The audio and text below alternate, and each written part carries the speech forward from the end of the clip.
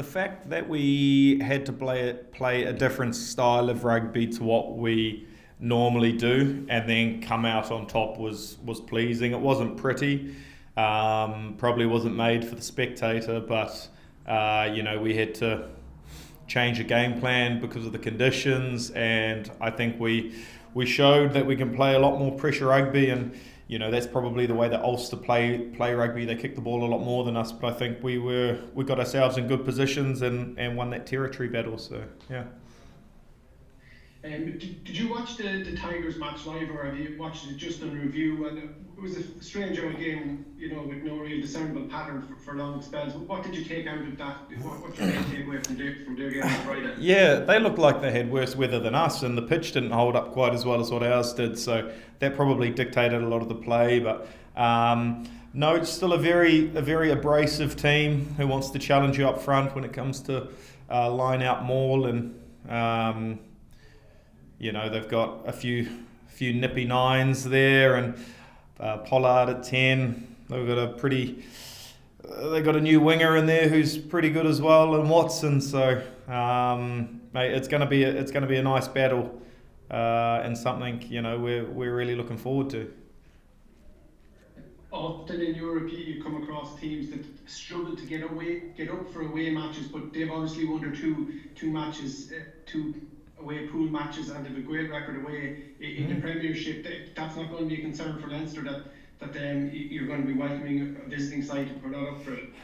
No, well, we've got a few more concerns than playing away from home. I mean, what are they, third in the Prem at the moment? They've won the last 6 games. They're a team full of confidence, well deserved, and we know we need to cross our T's and dot our I's to make sure we can provide an environment that hopefully they can struggle in. But we're looking forward to it, mate. 6-day turnaround at the Aviva, mate. We've got a lot to play for as well. Given how close Leinster came to winning it last year and the results over the previous couple of seasons, is there any extra pressure in the camp? Do you feel that there's just such expectancy for Leinster to get the job done this year? This year, probably expected last year, probably the year before, and the year before. And look, it's the privileged position to be in. Don't get me wrong, but we know that we got to get our own stuff right. And it's knockout rugby from here on in. Every team wants to. We've got a target on our backs. We know that, and we understand that if we're off just by a fraction, then teams can pip us at the post. So you just got to focus on you. And I know the cliche of the next game is the most important, but it is, especially when it comes to knockout rugby. Good luck on Friday. Thanks, guys. Thank you. Hi James, how are things? Howdy, how's it going? Good, Joe here from Virgin Media. How are you keeping? Yeah, not too bad, thank you. Been a busy day, but sure look. Look, I won't keep you too long. Just after a look at what was a bruising game against Ulster the weekend, very attritional.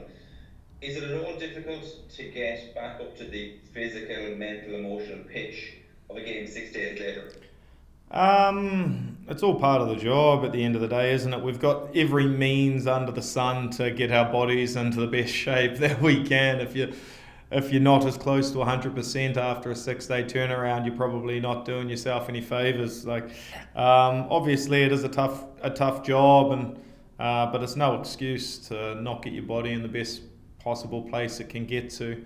Because like I said, you've physios, masseurs, you've got access to the sea, saunas, absolutely anything. So, no, we'll be ready and primed and looking forward to Friday night. Because Leicester also play that very abrasive style of game, and it can be quite attritional with them, was the game against Ulster a good dry run for that? Yeah, probably. Yeah, I mean, you can argue that they don't play too much rugby in the middle half of the field, and it's probably true, but I mean, the style of rugby, they're getting wins. They're finding a way to win without, taking too many risks. So, we need to understand what they're trying to do to us, and then hopefully turn it on its head. We trained well today, and we've got a pretty good idea of what they're going to do, and I don't think they're going to stray too far from their very, very good maul, their good maul D, and the kickers that they've got across the park. So mate, we're looking forward to it. It's a new challenge, and we're at home at the Aviva again, so nowhere else would rather be. Just one final one for me. Because there was so many Leinster players involved in the Grand Slam win, I know it's a totally different competition, but there must be a lot of confidence of players like yourself, like Hugo, like everyone across the board, who had such a good Six Nations tournament, are in such good form. There must be a lot of confidence and momentum with you at the moment in the dressing room going into a Heineken Champions Cup campaign. Yeah, a lot of the boys have played exceptional football for the last 3 months, but you're also playing against some very, very good rugby players who are trying to disrupt the way you play, and yeah, there is confidence, but at the end of the day, it's a game of rugby, and if you slip up once, then you're out, and in a couple of weekends' time, you're watching another team in a semi-final instead of prepping for one. So cliche of the next game is the most important is well and true, because knockout rugby is a beautiful thing and it can hurt so much as well. So we're looking forward to it. Good luck with Friday night. Cheers, mate. Thank you. Jerry Corrie, Dublin City. I'm just wondering, you had a tough game against the Stormers, obviously in the URC.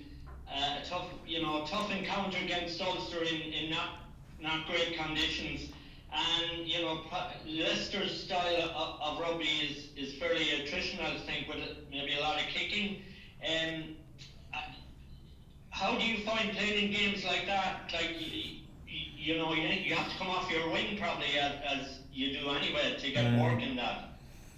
Yeah, I'm not going to lie, it's not my cup of tea. But, and when it comes to these matches, it's a game of percentages. And, our forwards really showed up in the weekend against Ulster. We had a rough idea that they were going to come at us physically and attack our breakdown.